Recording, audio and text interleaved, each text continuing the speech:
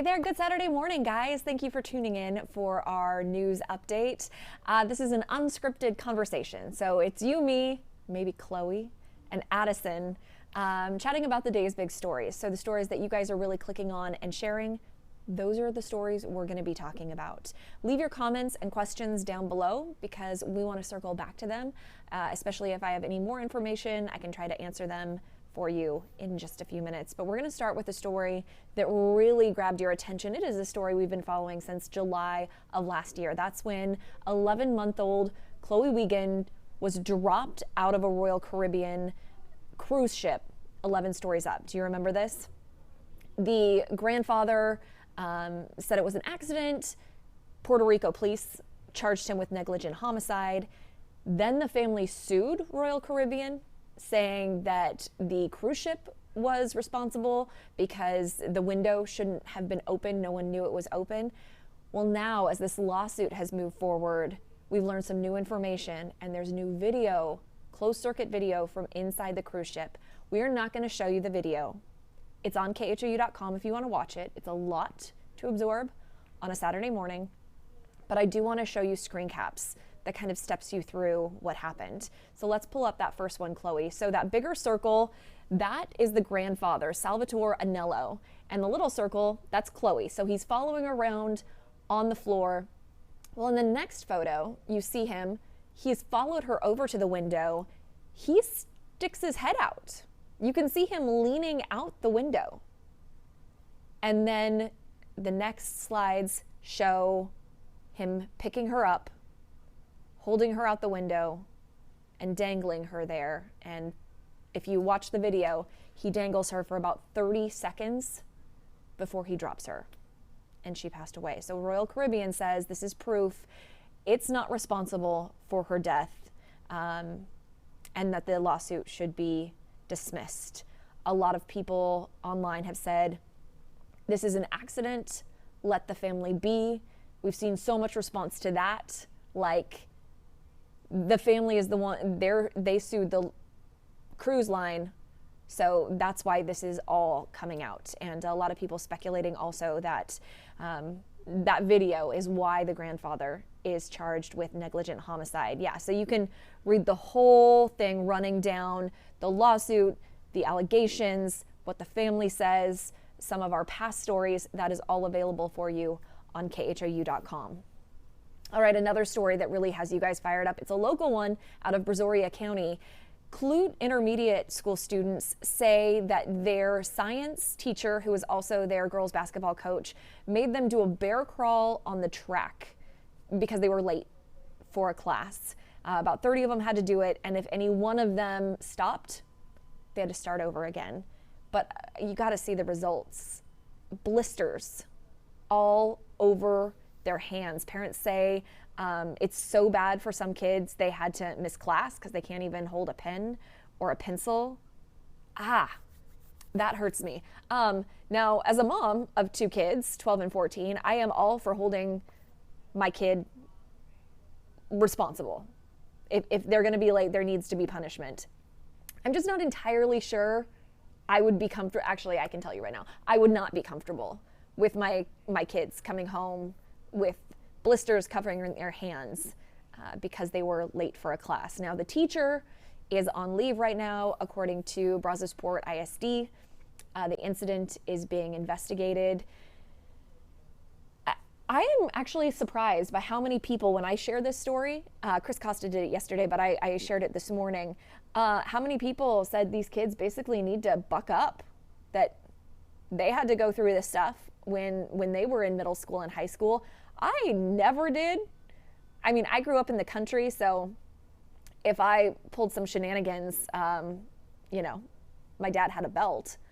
Very different, though, than having a teacher enforce the punishment, in my eyes. But let me know what you think. Did the teacher go too far?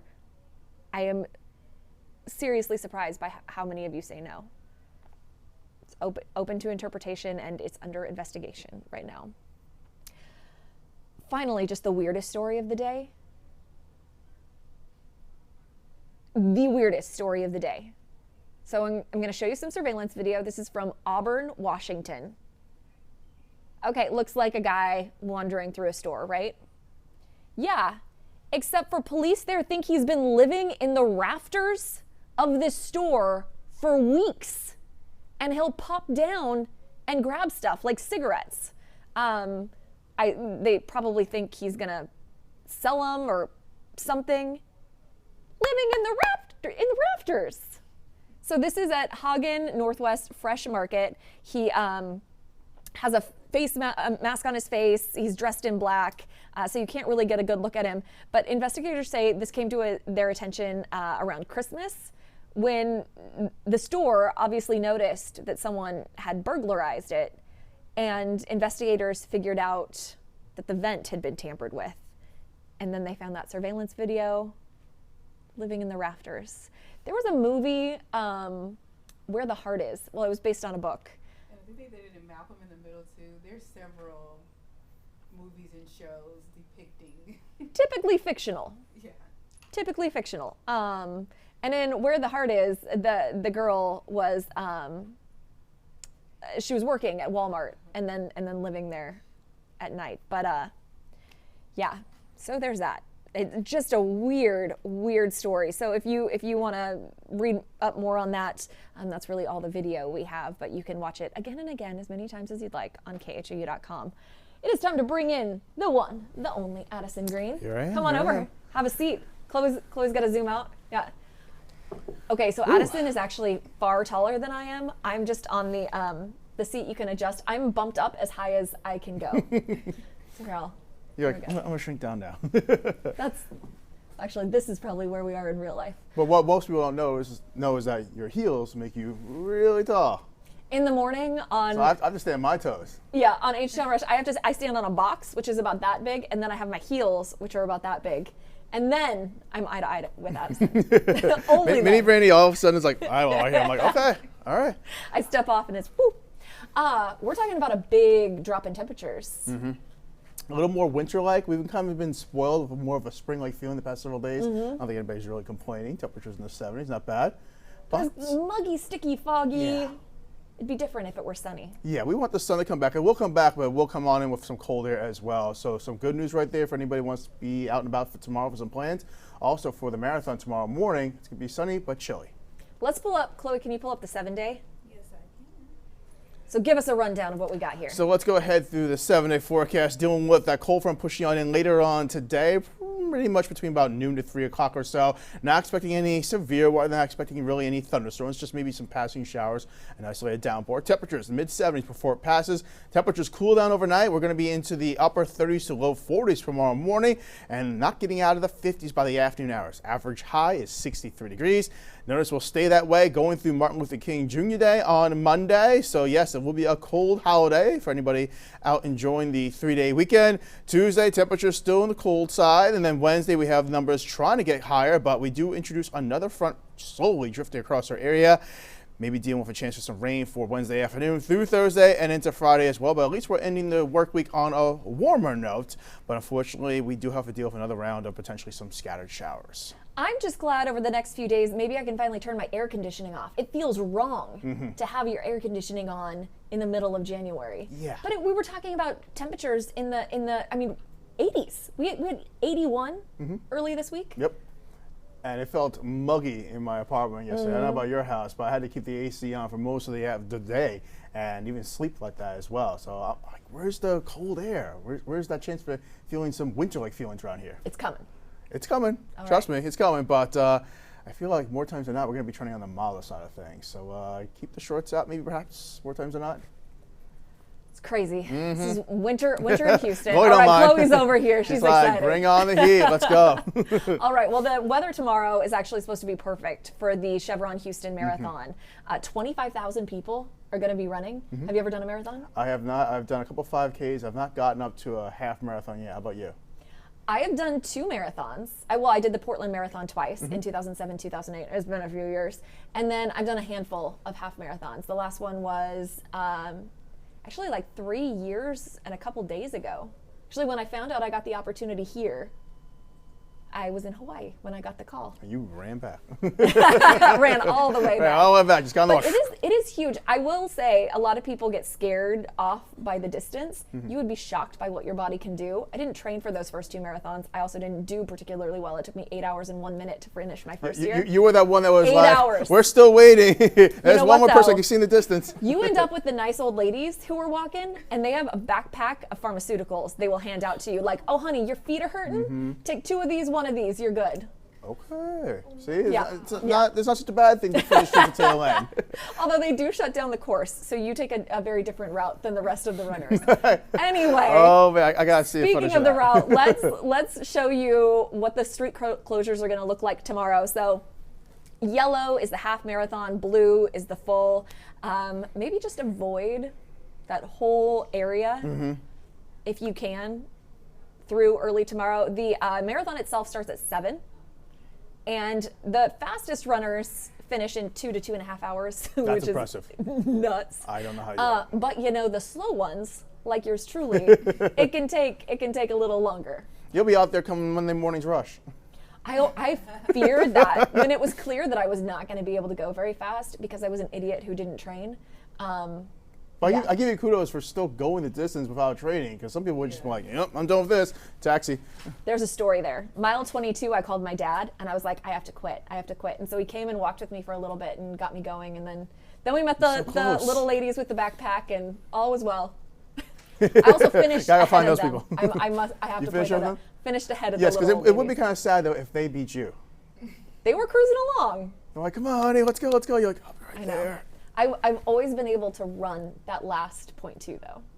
That's always been important to me. You That last save 0.2, okay, save it. Enough energy to power through, because that's where everyone's cheering for you. You don't want to be like, just kind of casually walking across the finish Just line. fall right across the finish line. They just pick you up like, all right, you're done. Let's go. That would be good too. Maybe Chloe's wrapping us. She's like, look, we got all this info on. And you're done. We have tons of information on KHOU.com. So we have all the routes. The 5K was this morning, so you don't have to worry about that. But all the routes, apps to track your runner if you're interested. Lots of places to cheer along the route. But yeah, look at that long list of closures. Just stay home unless you're going out to cheer someone on, which is always fun. Yeah. Or you can sleep in.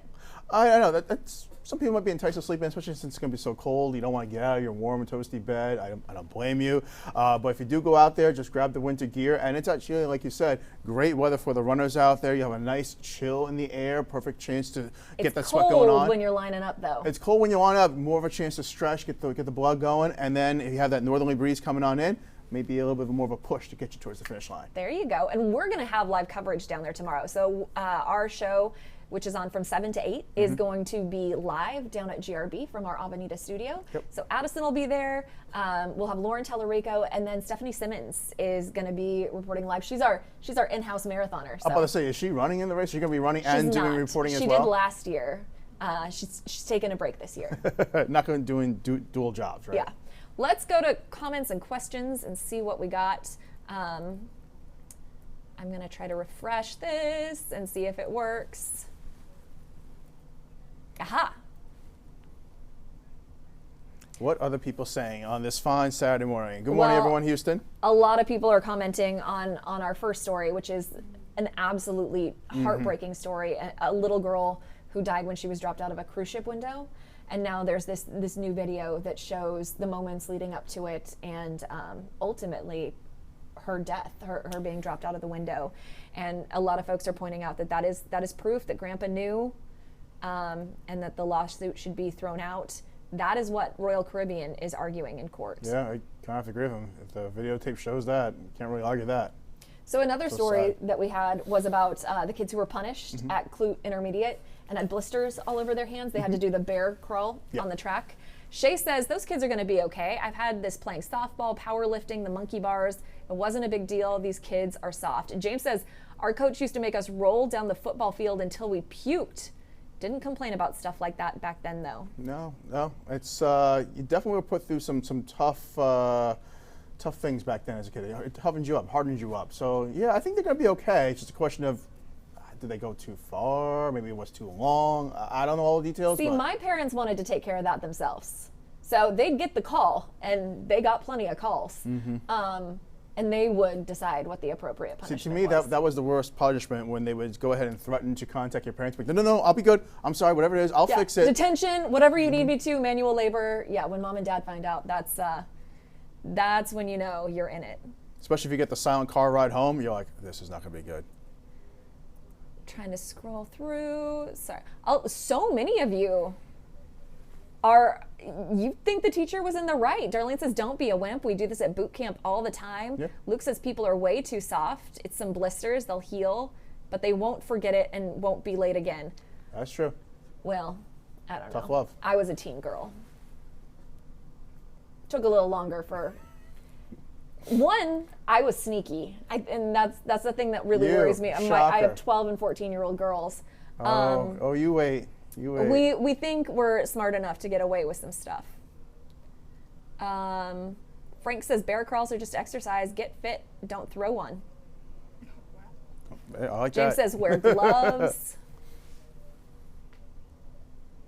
Carrie says, what are you going to do when they're outside and scrape their knee? Place the city for the sidewalk being too hard. I'm not sure what the... I'm trying to say blame the city. Blame the city. Blame Yeah. the city. Boy, place blame on the city. Okay. I think it's, in my perspective, it's different. Like, if my kid misbehaved, I would expect to get a call. And I will say this, I understand the challenge of being a teacher, and not all parents have the same involvement level Right.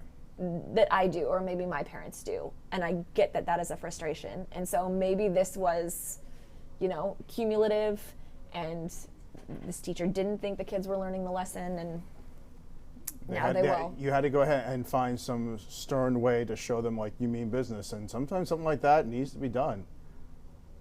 No. Crystal says good morning. Good morning, Crystal. Morning, Crystal. Good morning, Kristen. Yeah, just a lot of back and forth debate over these stories. Obviously, that's why you guys are clicking and sharing on them so much. And the stories like that are the ones that really take it home, because a lot of people like yourself, parents, you know how it was for your kids, or you yourself. So it really does bring something to the table for everyone to go ahead and have something to talk about. Very true. All right. I'm so used to doing this during the week. Chloe, is there another update this afternoon? Yes, there will be. What time is that? Great question. Okay, well, there will be an update on here this think afternoon, it's another one. Typically, After the show. after the show, typically Typically around after the between show. 6 and 7, Ron Trevino will be doing it with meteorologist Erica Lopez. She's filling in for meteorologist Blake Matthews, and yeah, they'll be happy to jump on more of those stories and more. All right. Have a good rest of your morning. All right, enjoy, guys.